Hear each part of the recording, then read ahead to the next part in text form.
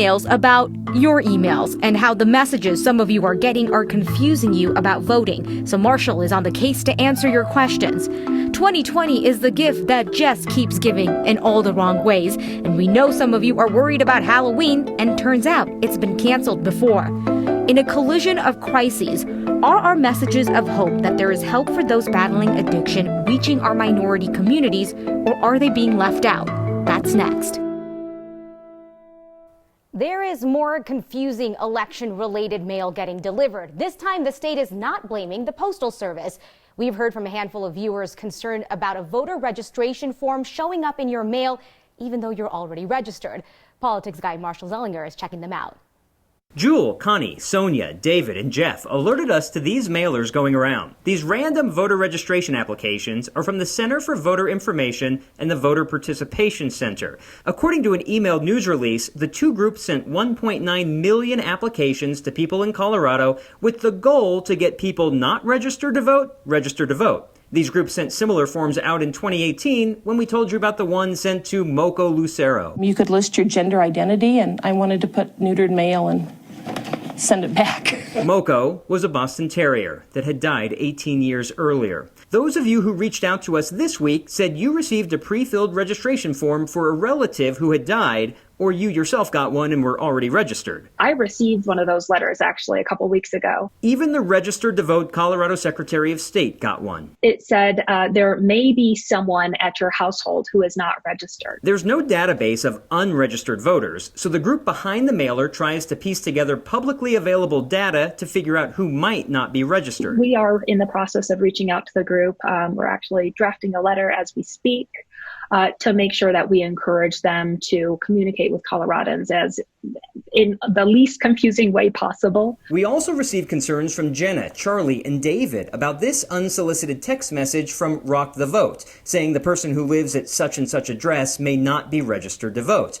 Again, the people who got these tell us they're registered. So what gives? Is this spam or phishing? It turns out these are also from the Voter Participation Center, which partners with Rock the Vote.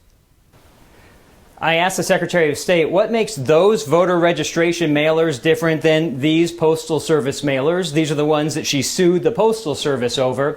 Well, the Secretary of State told me that the voter registration forms are confusing and said that these vote-by-mail notices provide incorrect information from the federal government. Well, these are the mailers that describe how to handle mail-in ballots, but they're not specific to Colorado, and they give misinformation, like telling you to request your mail-in ballot when we get one automatically. The Secretary of State was granted a restraining order preventing the Postal Service from sending these. Today, the USPS updated its numbers. 1.7 million were delivered in Colorado. So what next? The court hearing continues tomorrow. What does the Colorado Secretary of State want, since 75% of us received these already? That's number one. Stop sending the postcard. And number two, I think any way to correct the record. I would love to see the Postal Service send out a correction. I'm not sure if they will agree to do that or if that's feasible. The mailer is separate from these voter registration forms. If you got one of these texts or the forms in the mail and you're registered, don't worry about it, especially if you're already registered. If you're concerned about your registration, go votecolorado.gov. It's very simple. You can do it yourself. Even if you're not registered and you didn't get one of these mailers, Anusha, you can do it yourself. Go votecolorado.gov. Just because you got something in the mail doesn't mean someone's out to do something wrong. They may have just gone about the right thing the wrong way. And there's also a difference, right, between confusing information and misinformation. Right. The mailer from the Postal Service saying that you should request your absentee ballot, mail-in ballot 15 days before the election, that doesn't apply in Colorado, so that would be misinformation. Getting a voter registration form, even though you're registered, that's just bad work by the people who sent it to you. It could be confusing. It's just not nefarious necessarily. All right. Thanks for that. Appreciate it, Marshall. This is no big secret. I have shared with you guys a lot about how representation matters. So growing up for me, it was seeing other Indian women on TV and thinking, oh, if they can do it, I can do it too, right? For others, it could be seeing someone who looks like them in STEM or whatever is their interest and passion. But what about the very topic we have talked a lot about right here? Drug addiction. This same philosophy applies in this situation. You see someone who looks like you, and it might change the way you approach getting help for yourself or someone else. But is the state actually doing this in their PSAs and campaigns, or are minority communities being left out when it comes to spreading the message that help is out there? A federal report says groups across the country could definitely be doing a better job. And in Colorado, the State Office of Behavioral Health and community leaders say they know this is a problem, not just for drug addiction, but for state crisis services overall. We've been having this conversation since the Lift the Label campaign launched, which was in 2018. And basically, after our first year of the campaign, we looked at the data. We found that our ads were reaching 92% white people. And so that raised some questions for us. What can we do differently? I wasn't even familiar with it. So I know a lot of the people in my community that were not familiar with it. And so I felt like there was a disconnect in that communications. And so right now we are preparing to talk to Coloradans with opioid use disorder who are Black or African American, who are from the Latinx community, and who are from the LGBTQ plus community. And so we really want to hear from them directly and hear from the loved ones in their lives. What are the barriers you're experiencing to accessing care? And how is that different because of your identity? Like, how does your identity play in? There's a stigma associated with it automatically, and there's that mistrust. So that trust has to be forged. It has to be, those relationships have to take place. But in order for that to happen, they have to become accessible in those communities. So that trust is one of the many things that the state said that they are working on. Ray Washington, who you just heard from, said he appreciates the moves that the state is making. The state said all of this goes beyond just PSAs, but also for their outreach and connecting people to resources. The number of people hospitalized with COVID-19 in Colorado is holding steady below 140. Right now, there are 138 patients being treated in our state's hospitals. The percentage of tests that did come back positive yesterday is down just a bit from the day prior. It's at 2.85%. Our 7-day average is at 2.76%. So today, CHSAA announced the much-awaited details about what high school football during the pandemic is going to look like. Schools have to decide by Monday whether they're going to play in Group A this fall or Group C in the spring. There will be a champion named in each season, and both seasons will have 6 regular games plus 1 extra playoff game or a bonus game if the team misses the playoffs. Fall football will start the weekend of October 8th. Our friends at RTD are going into the weekend on track. They have finished another commuter rail line, not on time, but according to this interim CEO and general manager, $20 million under budget. The N line from downtown Denver to Thornton and North Glen is set to open at noon on Monday. This was supposed to happen in 2018. The N line will be operated a little bit differently. RTD's first 3 commuter rail lines, the A, B, and G, are all the result of a public-private partnership, and RTD says it's going to be handling this new line by itself. In the analysis, we determined that we were able to do it less expensively in the long run by just managing it ourselves and not having to pay, a private company. RTD has plans to add another 5.5 miles to the N line, but they're going to need to find that money first. And once the N line opens, RTD will have finished roughly 70% of its fast track plan. And with this opening, it reminded us to check in on RTD's Train to Longmont Whiteboard Edition because Kyle has the original. So we may do, I think that still looks like a train there. If you're wondering, there is just 10,698 days to go before it opens, which makes it the year 2050. The scariest part of Halloween this year is the fear that it could be canceled because of COVID-19. Let's have a history lesson on how the city handled this during the last pandemic. And Rosh Hashanah now playing at the drive-in. We have this huge 36-foot wide screen. And I'm going to be standing with a cantorial soloist in the back of a red pickup truck. One Colorado rabbi is taking Jewish New Year services outdoors and in front of the big screen.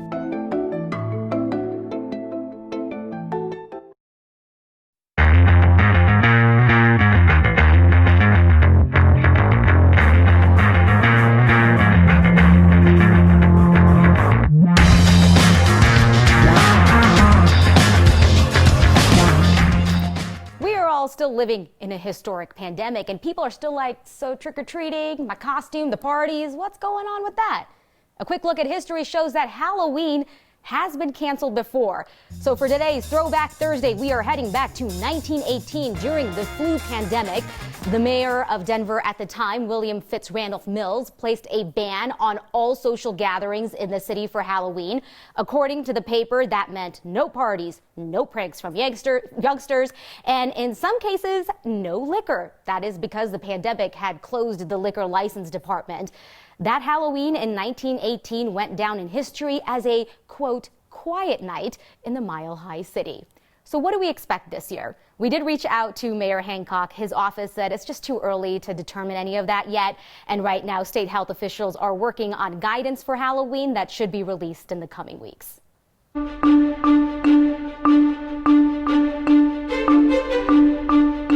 In September, we think of the colors blue and gold, blue skies, gold leaves, not gray and brown, and certainly not this. Poor air quality from abundant wildfire smoke and ozone, and it was warm today. Temperatures in the mid-80s. Typically, we see highs this time of year in the upper 70s. High pressure is moving in right over Colorado, so tomorrow will be warmer in advance of a storm that will bring cooler weather by the weekend and maybe some mountain showers. Smoke forecast shows a little improvement over the next 24 hours, but we're still dealing with that widespread smoke, and because of that, an ozone alert has been posted for poor air quality. But that storm from the west is coming. Tonight, we're dry with haze, our low at 53. Tomorrow, sunny and warmer with highs in the upper 80s. Temperatures are warm starting the weekend, then a cooling trend for Sunday and Monday, and a chance of some beneficial showers by Tuesday and Wednesday of next week. May I make a recommendation? So this is where we're going to point you towards anything that isn't ours, but we really feel like it's worth your time. Esteban Hernandez usually leaves his take out of his reporting for the online news organization Denverite, but then came along a story that he just couldn't ignore. It became personal for him.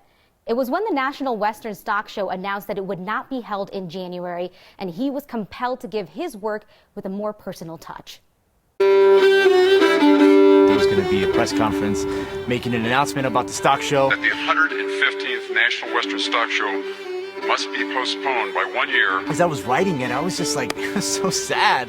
My name is Esteban Hernandez. I'm a reporter with Denverite. I think I was transcribing what was being said when my editor was like, why don't you write a personal essay about this? But even I was surprised by how personal Monday's news that the stock show wouldn't return next year felt. My dad, my dad's an immigrant. He was born in Mexico, and he was born in a state that where bull riding is really popular, and it became a thing with my dad. We would go specifically to the PBR rodeo. That's the professional bull riders. He told me he was 5 years old the first time he went to one. A los toros, as he puts it. It became sort of like almost like a challenge. Like, okay, can I really put this into words? Because the reality is I don't do a lot of personal writing. I don't do a lot of reactions, like personal reactions to news. And there's also just like the fear that I'm going to say something that's like kind of, it's kind of cheesy and it's not really what happened. And like, I want to make sure that if I'm going to tell my truth, that it's going to be accurate and it'll be sincere. Is it a little silly to get worked up over a council event like this? Sure, but it's also silly to ignore things that bother you. And people keeps talking about like, oh, it's like the little things, it's the little things. And I think there's a lot of truth to that. But at the same time, like hanging out with my dad doesn't, it never feels like a little thing, so.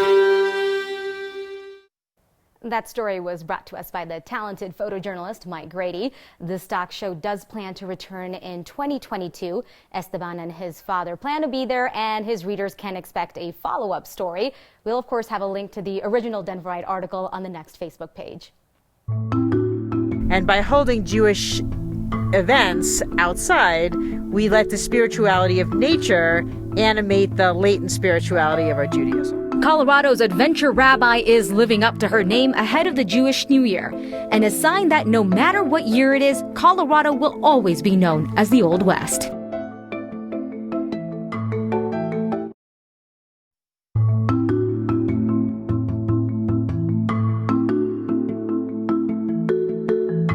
The adventure rabbi, as you might expect, loves the outdoors, and that is a great thing during a pandemic.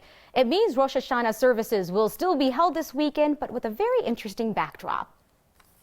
COVID was just such a major challenge to figure out how to do what we do safely. The heaven and the earth I'm Rabbi Jamie Korngold, and I'm known as the Adventure Rabbi. So what my congregation is really well known for is we like to combine Judaism and the outdoors. The haaretz and the earth. For Rosh Hashanah, what we do at our congregation is we hold our celebration outside. So the big thing that's different this year is that we're going to be offering our evening service drive-in movie style. The other big change that COVID forced on us is restricting the numbers. So we usually can allow for a lot of people to come, and this year it's really just about 100 people. So I hope that there'll be a few people that'll be with us either on live stream or in person, that will hear my sermon, that will see what we did. COVID didn't shut us down as a congregation. COVID just inspired us to say, okay, we can't do a regular service.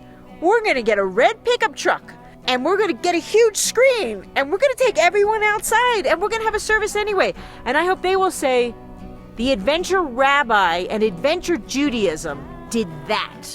And me, you know what? I'm going to make some changes too, and I can do it. Saturday night service is sold out, but you can still join the free Facebook live stream. You can find that information about their website on your screen. A girl, a baby, and a horse walk into Arvada. Obviously, it's a sign we want you to check out. That and your feedback are next. It's a sign that no matter how many legs you have, Colorado neighborhoods will welcome you for a walk.